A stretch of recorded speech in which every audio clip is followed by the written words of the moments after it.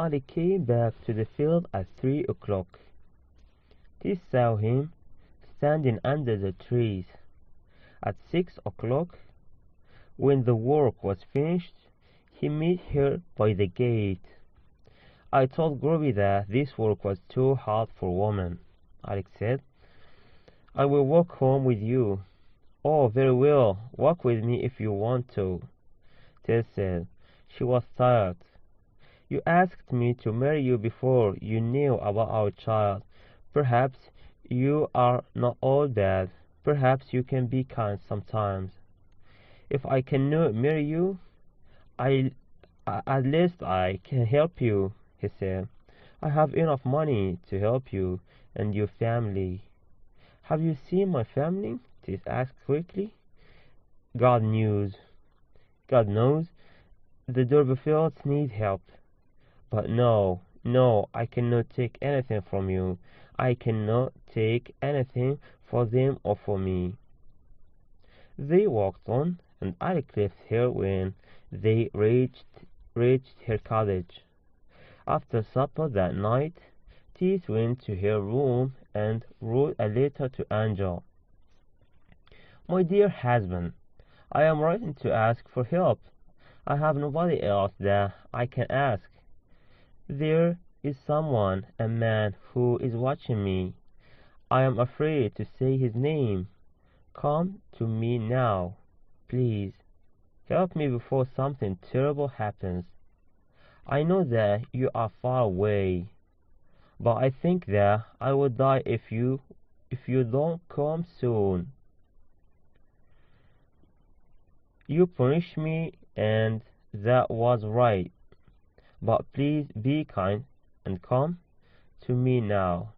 I will be happy if I can die in your arms.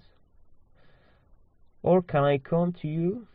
If you don't want me to be your wife, I will be your servant. I just want to see you and to be near you. I am afraid that something terrible is going to happen to me. I am afraid that someone will trick me. Oh, Angel, let me come to you now, or please come to me. Your sad and loving wife, Tess. The letter from Angel arrived at his father's house in Amminster a few days later. I think that this is a letter from Angel's wife, Reverend Clare said to Mrs. Clare.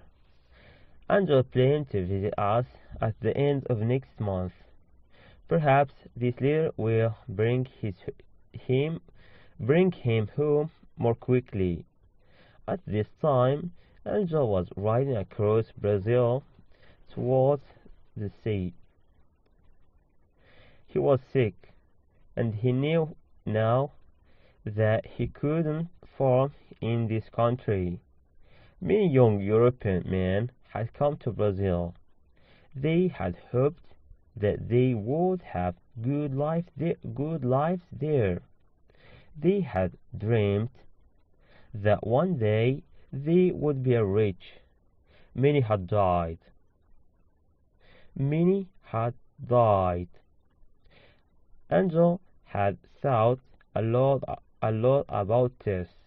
He had thought about what had happened to her. Why had she not written to him? Had he punished Tess too quickly? Perhaps her troubles had not been her fault. These thoughts came to Angel when Tess was staying in Flint College, but before she wrote to him.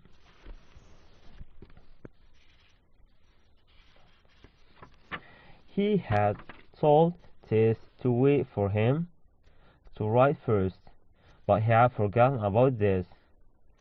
Angel had traveled in Brazil with another Englishman. They were both unhappy and disappointed. The travelers told their troubles to each other. Angel told his friends the sad story to his marriage. You were wrong to leave your wife, Angel's friend had said. The next day, There had been a bad storm. Both men had got very wet and cold, and Angel's friend had become ill. A few days later, he died. Angel buried him, then went on alone. The man's words stayed in Angel's head. Angel also remembered his huge words. Nobody could love you more than Tess. She would die for you. Angel remembered Tess on their wedding night. She had looked at him with love in her eyes. She had not believed that he couldn't love her anymore. At Flinkobash, Tess waited for a reply to her later. She was sure that Angel would come home to her. She began to think that she began to think about things that would please him when he came home. Then one cold dark evening, her 16-year-old sister arrived at cottage. Lisa Lou, said Tess. What has happened? Is something wrong at home? Mother is very ill, said Lisa Lou. The doctor says that she is dying. Father isn't well either. He says that it's wrong for him, a man from the noble d'Urberville family, to work. Oh, Tess, we don't know what to do. Tess thought for a moment. She decided to go home immediately. She told Lisa Lou to sleep in her bed. The young girl was too tired to return home that night. It was 10 o'clock when Tess started her journey to Marlotte. She had to walk 15 miles. Tess thought about her mother as she walked. She didn't think about the dark shadows that moved in the trees and hedges. At 3 o'clock in the morning, Tess arrived in Marlotte. Light from a candle was shining from the bedroom window of her parents' house. Tess quietly opened the door and saw her father sitting in the chair by the fire. She went up the stairs. Her mother was sleeping in the bedroom. Tess went downstairs again and started to make some breakfast. After that day, Mrs. d'Urberville slowly began to get well.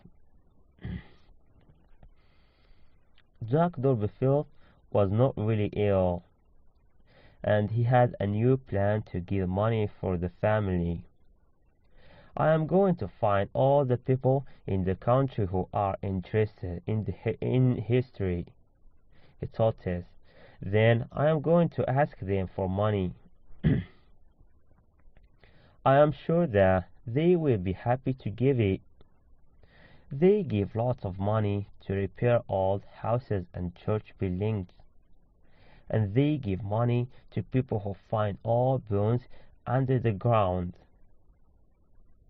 Well, I am a member of a very, very old, noble family, the d'Urbervilles, and I am alive. They can help me. Tess had no time to talk about this with her father. Each day, she helped her mother in the house. She washed clothes, cooked meals, and looked after the children. Tess, in the afternoons, she went to the village allotments. Tess often walked of the family's allotment until it was nearly dark. Her sister Lisa Lou worked with her. The villagers pulled up the long grass, dug the ground, and planted vegetable seeds in their allotments. Later, they burned the grass in small fires. The smoke from the fires made the workers look like grey ghosts. One evening in March, Tess sent Lisa home early. Tess continued working. As she worked, she sang a song. At first she didn't notice the man working near her, and he didn't speak to her. Then suddenly the flames of her fire shone brightly on his face, and she recognized him. It was Alec d'Urberville. "Why are you here?" Tess asked him. "I have come to see you, Tess," he said. "You shouldn't be working like this." "I like working here," she said. "I am doing this for my father. He cannot work, and the family needs this food." "Have you finished your work at Ficklash Farm?" Alec said. Alec asked. "Yes," she replied. "Where are you going next?" asked Alec. "Are you going to meet your dear husband?" "Oh, I don't know," she said. "I don't know where he is. I don't know if he is my husband." "But you have a friend," Alex said. "Me, and I have decided that you must be comfortable. I have given some money to your parents." "Oh, Alec, I cannot take any gifts from you," said Tess. "It's not right." "It is right," he said, and he walked away. Tess tried to work after this, but she couldn't. Her tears fell onto the soft ground. After a few minutes, she stopped working and began to walk back to the house. Suddenly, she saw Hope, one of her sisters, running towards her. "Oh, Tess," the girl cried, "Mother is much better, but Father is dead." The news was bad, but there was worse news to come. Jack Dorbefield was dead, and the farmer who owned the family's cottage wanted it for his other workers. So the Dorbefields had to leave their home. Tess thought that this trouble was her fault. The people of Marlow didn't like her. "They remember that I had a child before I got married," she said to herself. "I was wrong to come here. The villagers don't want me here. So mother and the children have to leave." Tess was angry.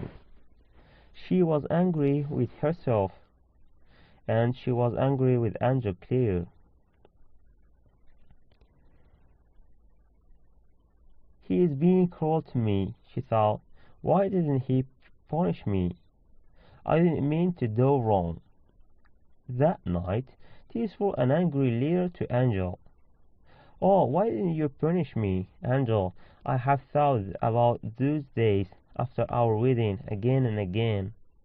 You treated me badly. I can never forgive you. You are very cruel. Now I will try to forgive you, Tess." She took the letter to the post office and then came back to the cottage. She sat down by the window in the kitchen. Some minutes later, Alec d'Urberville rode along the street by the house.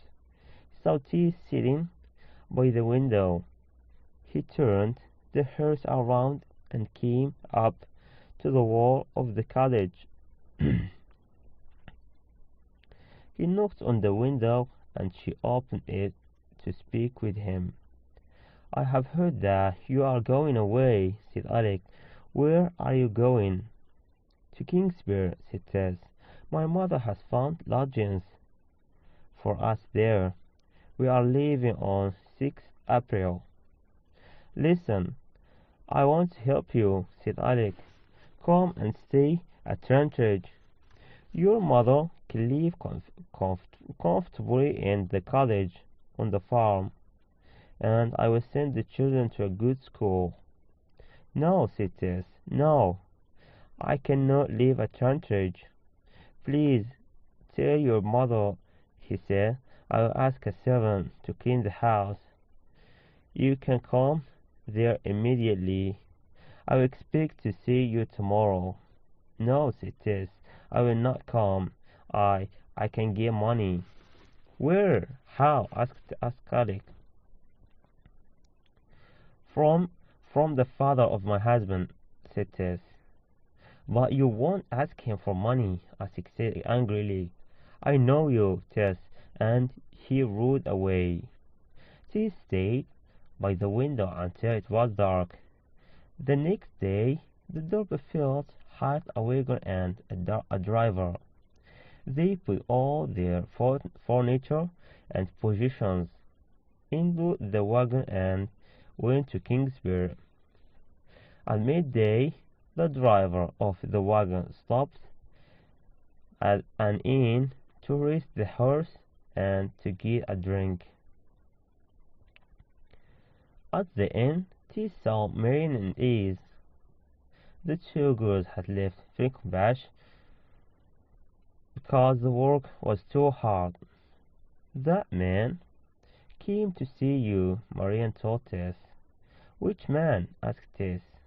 "The gentleman who was once a preacher," said Marian. "He asked about you, but we didn't tell him anything." "Well, he followed me and found me at my home," said Tess. "Does he know where you are going now?" asked Is. "Yes," said Tess. "Has your husband returned to Brazil?" asked Marian. "No," said Tess. Soon after this conversation, Is and Marian left the inn, and the Dorperfields continued their journey. It was late when Tess and her family arrived at Kingsbury. At the edge of the town, a man came towards them.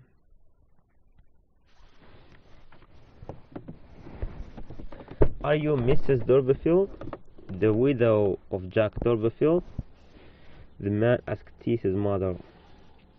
"Yes," said Mrs. Dorperfield, "but my husband was the noble Sir John Dorperfield." "Oh," said the man, "well, I don't know anything about that, but the lodgings that you want are full.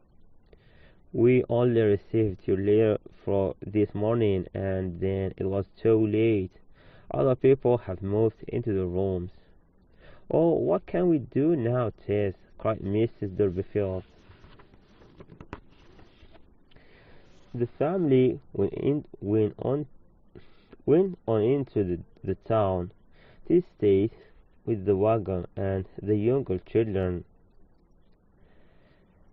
while her mother and Lisa Lou went to look for other lodgings in Kingsbury. They returned to the wagon after an hour. "There are no other rooms for us," said Tess's mother. "Everywhere is full. It's full. Everywhere is full." The wagon driver had to return to Marlow that night, so the Dorperfields took all their things off the wagon and put them against the wall of the church. The graves of many noble Dorperfields were under the ground inside Kingsbury Church. There was also a beautiful window in the church that had pictures of the D'Urberville knights on it, but the noble Dorperfields had nowhere to live. All their furniture and possessions were lying in the street outside the church of Kingsbury. Mrs. Dorperfield took Lisa Lou and Abraham into the town to buy some food. Hope, Modesty, and the younger boys got into the bed and fell asleep. Tess went into the church.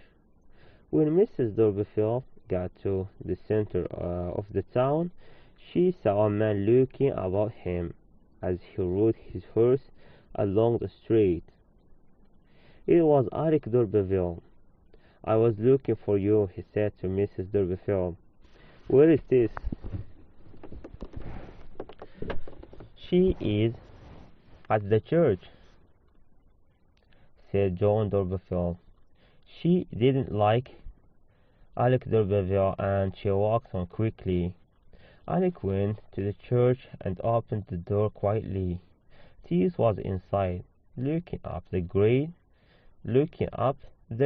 window. She didn't see him enter.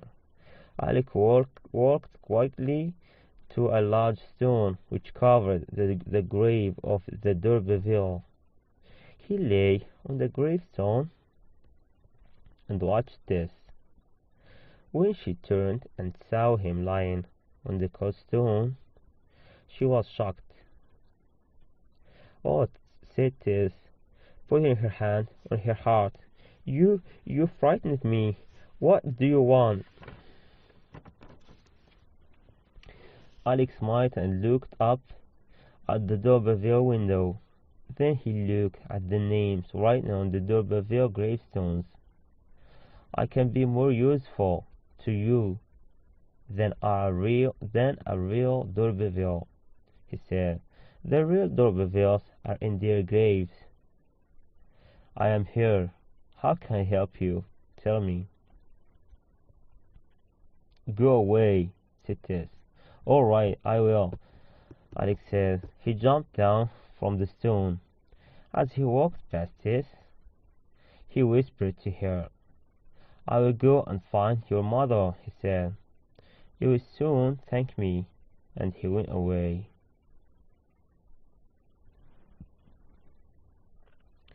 After meeting the D'Urbervilles at the inn, Maria and Eve continued their journey.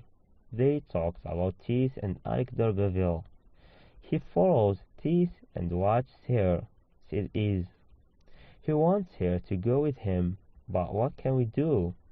"Perhaps we could write to Angel Clare," said Marian. "We can tell him about the troubles that Tess and her family have. We can tell him about the D'Urberville man." "Yes," said Eve. "Then perhaps Mr. Clare will come home and look after Tess." The two women thought about this for the rest of their journey. After that, they were busy moving into their new lodgings. They didn't have time to think about Tess and Alec D'Urberville. But a month later, they heard that Angel Clare was coming home, so they wrote to him. They sent the letter to his parents' house in Eminster. "Dear Sir, if you love your wife as much as she loves you, hurry home. Find her. She is in danger. Someone is pretending to be a friend. He wants her to go away with him. She cannot be strong forever. From two good friends."